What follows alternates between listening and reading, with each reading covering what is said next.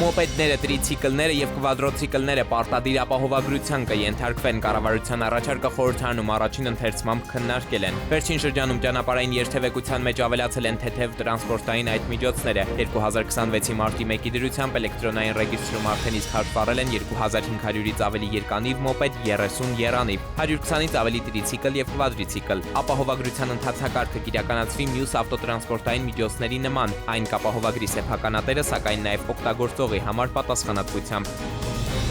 Հայաստանն առաջին անգամ ընդգրկվել է լրագրողներ ձերբակալող պետությունների ցանկում, այս մասին նշում են Եվրոպայի խորհրդի եւ գործընկեր կազմակերպության լրագրողների անվտանգության պլատֆորմի հրապարակած տարեկան զեկույցում։ Համաձայն փաստաթղթի Հայաստանից բացի ազատազրկված լրագրողներ կան նաեւ Ռուսաստանում, Ադրբեջանում, Բելարուսում, Թուրքիայում եւ Վրաստանում։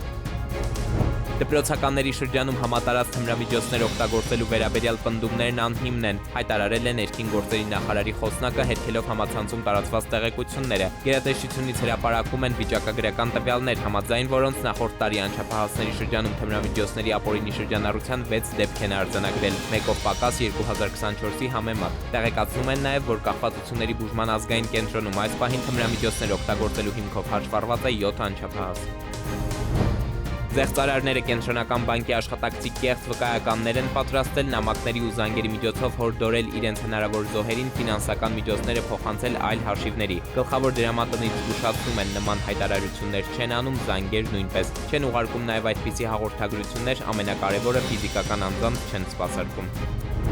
3.1 կիլոգրամ ոսկու ապօրինի ներմուծման դեպք են բացահայտել պետծառայողները։ Տեղեկություններ են ստացել Ռուսաստանից եկող քաղաքացու օդանավակայան ժամանելուն պես նրան ուղեկցել օպերատիվ հսկողության։ Ուղեբեռը մանրակրկիտ հետազոտել են ու հայտնաբերել 4 ոսկյա ձող, որ ներկված են եղել սև ու արծաթագույն եւ տեղադրված ճամպրուկի եզրային հատվածներում այնպես, որ արտաքին տեսքով նմանվեն ճամպրուկի կառուցվածքային տարրերին։ Նախնական տվյալներով հայտնաբերված ոսկու ընդհանուր շուկայական արժեքը շուրջ 500,000 ԱՄՆ դոլար է։ Իրավապահներն ուսումնասիրում են գույքի ծագման աղբյուրները եւ դրա օրինականությունը հաստատող փաստաթղթերը։ Քննչականում նախաձեռնել են քրեական վարույթ։ Էդուարդ Պողոսյան, ժամը լրատվական։